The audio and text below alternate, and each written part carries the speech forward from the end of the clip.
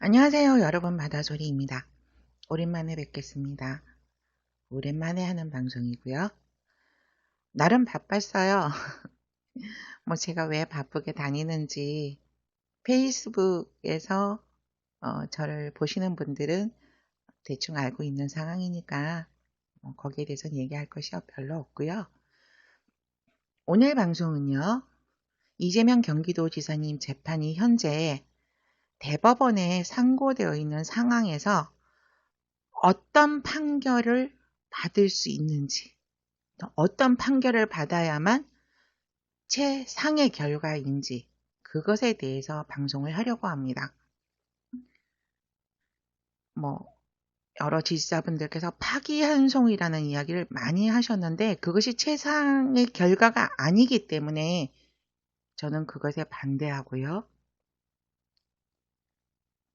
저는 이재명 선거법 위반 상고심에서 대법원의 파기자판 또는 검찰의 상고 혐의 전체에 대해서 대법원에서 기각을 해주기를 바라는 입장입니다. 여러분들도 아마 이 방송을 보고 나면 저와 같은 마음이지 않을까 합니다. 파기자판, 굉장히 좀 낯선 단어죠. 자, 여기서 대법원에 대해서 한번 알아보겠습니다. 대법원은 법의 구체적인 해석, 적용 등을 담당하는 사법부의 최고 기관입니다. 그 아래로는요, 고등법원이 있고 지원이 있죠. 지사님 재판 과정을 지켜본 지지자들은 아실 겁니다. 성남 지원에서 1심 재판을 받으셨고요. 검찰이 항소해서 수원고등법원에서 항소심을 거쳐서 현재 대법원에 상고 중입니다. 대법원은 헌법과 법원 조직법으로 설치된 독립된 기관입니다. 여기서 독립된 기관이란 우리나라는 상권 분립이 존재하는 국가이기 때문에 대법원은 입법기관인 국회로부터 행정기관인 정부로부터 간섭을 받지 않아도 되는 독립된 기관이란 뜻입니다. 또한 대법원은 대법원장 한 분과요 14인의 대법관으로 구성되어 있습니다. 여기서 대법원장은요 국회의 동의를 얻어서 대통령이 임명하는 자리이고요. 대우는 국무총리급 대우를 받는다고 합니다. 임기는 6년이고요. 중임은 할 수 없다. 중임이란 대법원장을 맡고 있는 동안에는 다른 직책을 가질 수 없다라는 뜻이 되겠습니다. 또한 대법관은 대법원장의 제청을 받아서 국회의 동의를 얻어서 이 또한 대통령께서 임명하고요. 임기는 6년, 연임은 가능합니다. 그러니까 총 12년 정도가 최장 근무 기간이 되겠죠. 대우는 장관급입니다. 이 정도의 대우를 받고 있는 자리인 줄은 몰랐습니다. 저도.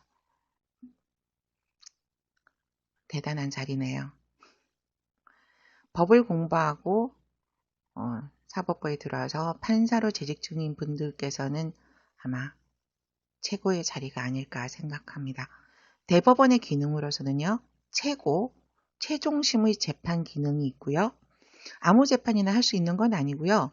고등법원에서 항소심을 거친 재판, 검찰이 상고하거나 또는 피고인이 상고한 상고심에 관해서만 재판을 하는 기능을 가지고 있습니다.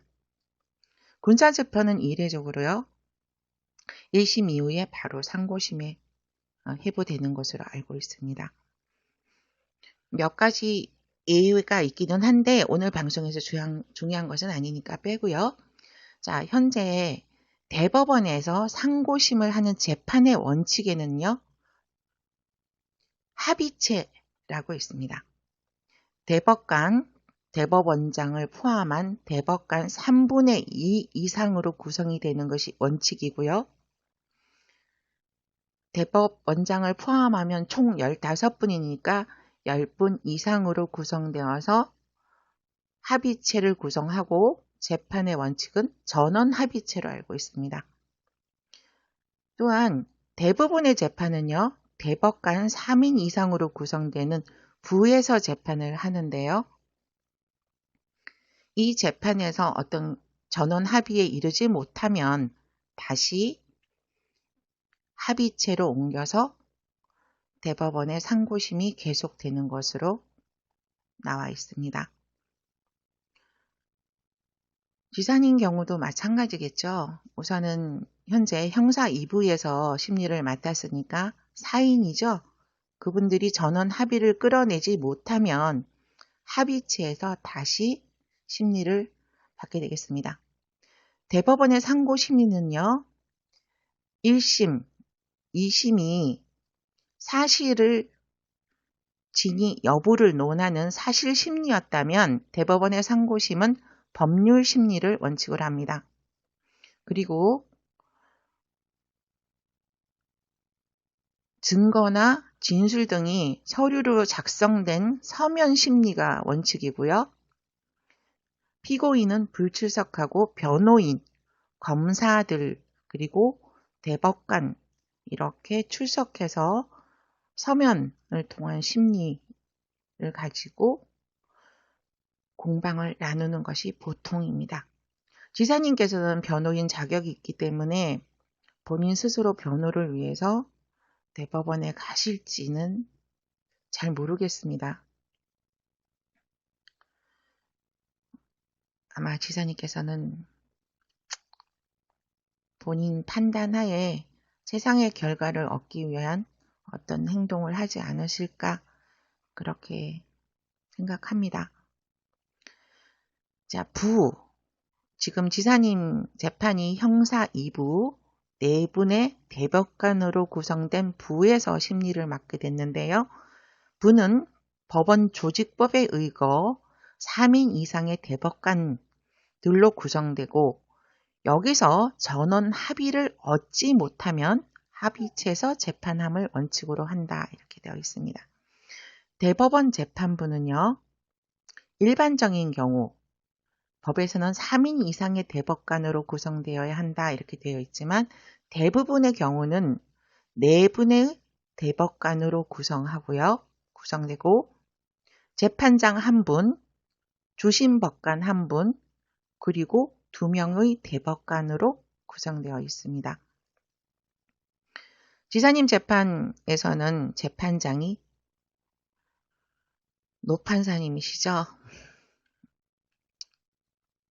어떤 분이 임명을 하고 그런 것이 중요한 것이 아니라 이 4분께서 오직 법리에 의거 법리 재판을 해주기만을 지지자 입장에서는 바라고 있습니다.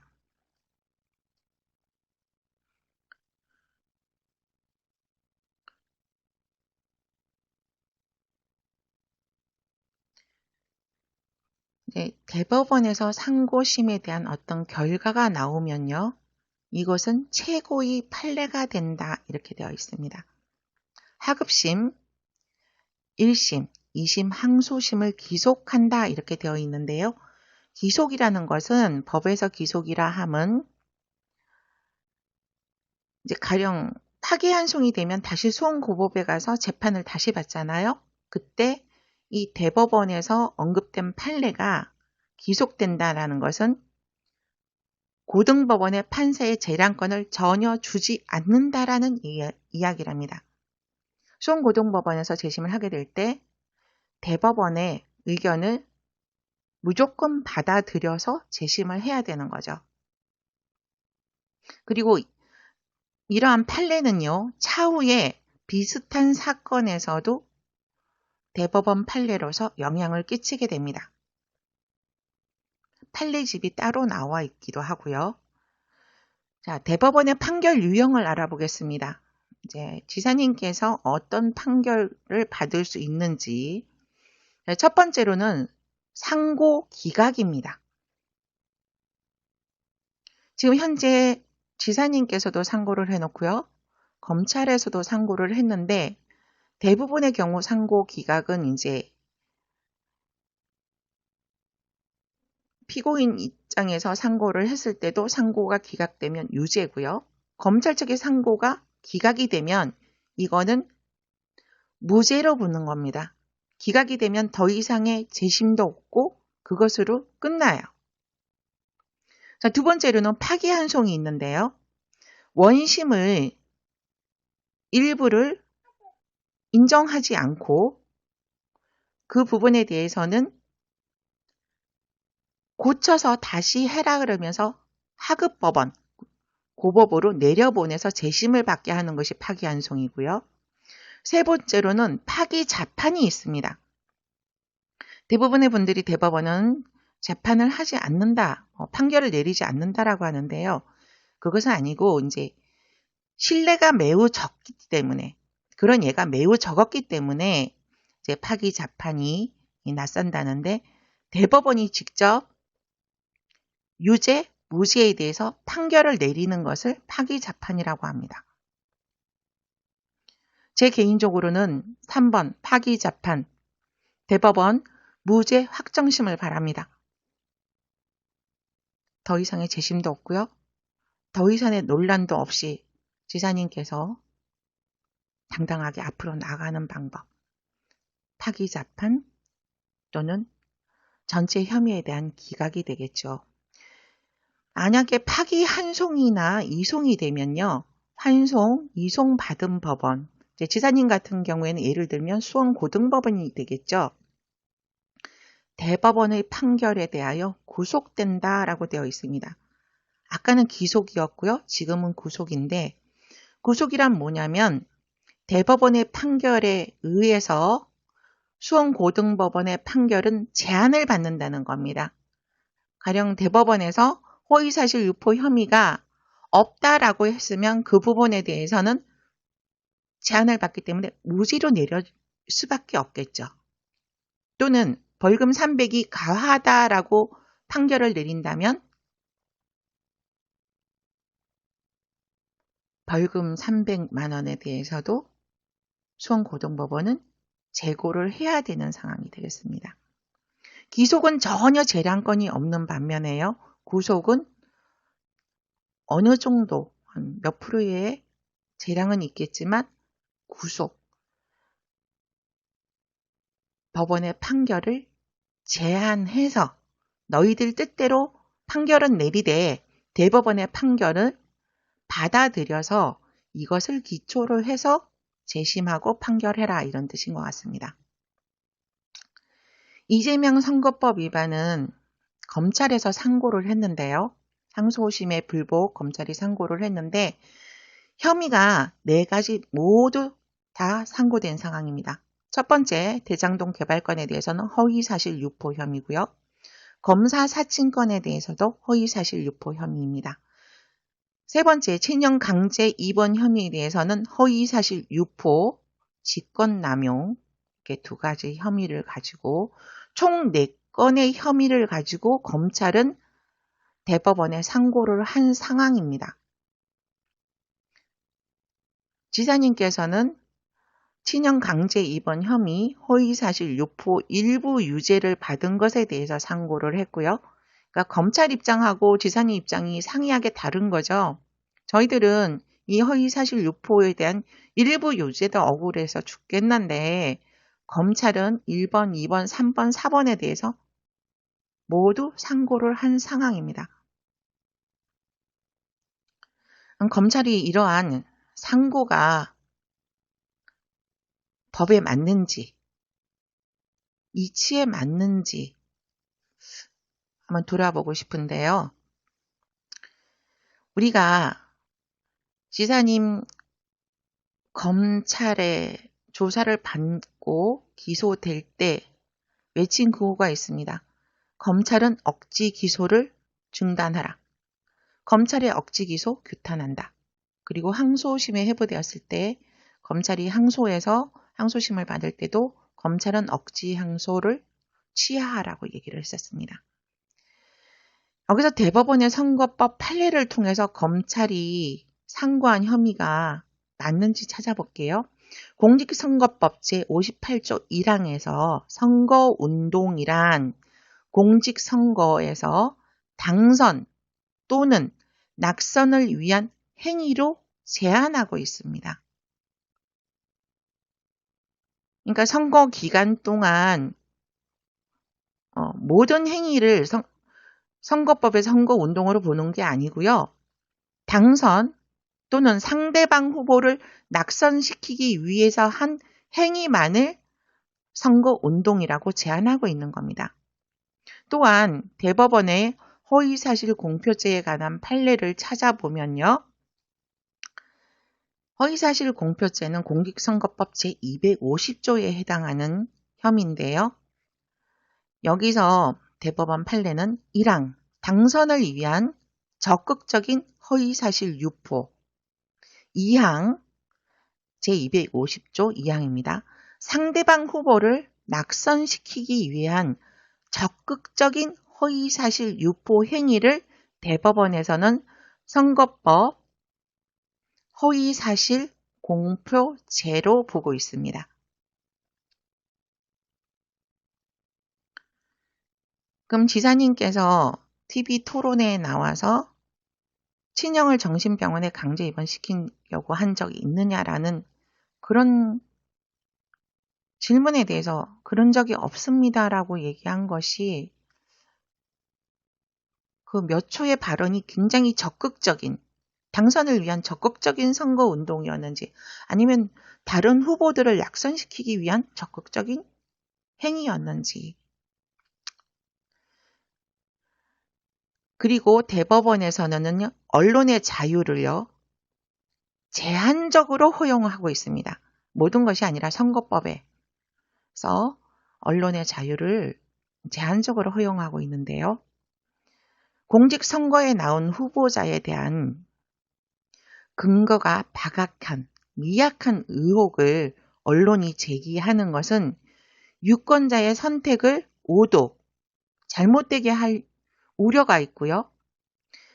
선거가 끝나고 그것이 사실이 아닌 것이 밝혀지더라도 이미 후보자의 명예훼손이 상당 부분 이루어지고 이러한 사실들은 공익에 현저히 반하기 때문에 대법원에서는 판례를 통해서 선거법에 의한 선거운동 기간 동안의 언론의 자유는 제한적으로 허용한다라고 판례가 나와 있습니다. 그러면 지사님이 경선 지선을 겪으면서 언론에서 뿌린 그 수많은 루머들은 범법행위죠. 검찰의 억지 기소 이후 방송 토론회 발언으로 득표수가 증가하지 않았습니다.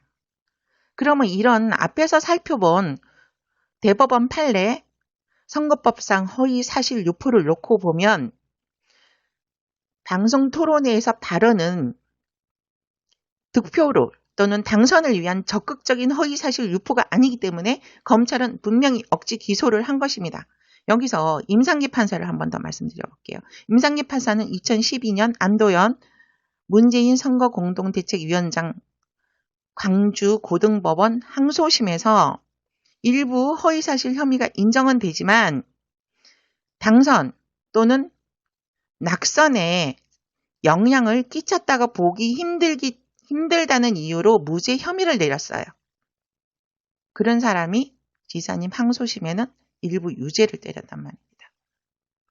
법은 누구에게나 공평해야 합니다. 저는 이재명 선거법 위반 상고심에서 저는 물론이고요. 이재명 지지자들은 지금 쉽게 말씀하시는 파기 한송 대신 파기 자판, 대법원이 직접 이재명은 죄가 없다라는 무죄 확정심을 내려주는 파기 자판 또는 검찰이 상고한 4가지 모든 혐의에 대해서 이유가 없다, 재판을 할 이유가 없다는 이유로 전체 기각을 해줬으면 하고 바랍니다. 여러분들도 이제 마음이 좀 바뀌지 않으셨나요? 파기 한송되어서 수원고등법원에 가서 대법원의 판결에 제한을 받으면서 또 재심을 받고 그런 것보다는 대법원 무죄 확정 또는 대법원의 검찰 상고에 대한 전체 기각을 바란다는 말씀을 해주셨으면 좋겠습니다. 옛말에 호랑이를 그리려고 하다 보면 고양이는 그리지만요. 고양이를 그리려고 하다 보면 호랑이는 그리지 못한다고 했습니다. 지금 시점에서 우리는 최상의 결과를 놓고 그것을 얻기 위해서 무엇이든 해야 하는 것이 아닌가라는 게 제 입장입니다. 오늘 방송 여기서 마치겠고요. 다음 방송은 임상기가 왜 틀렸는지에 대해서 방송을 해야 될 때가 온 것 같아요. 그때 다시 뵙겠습니다.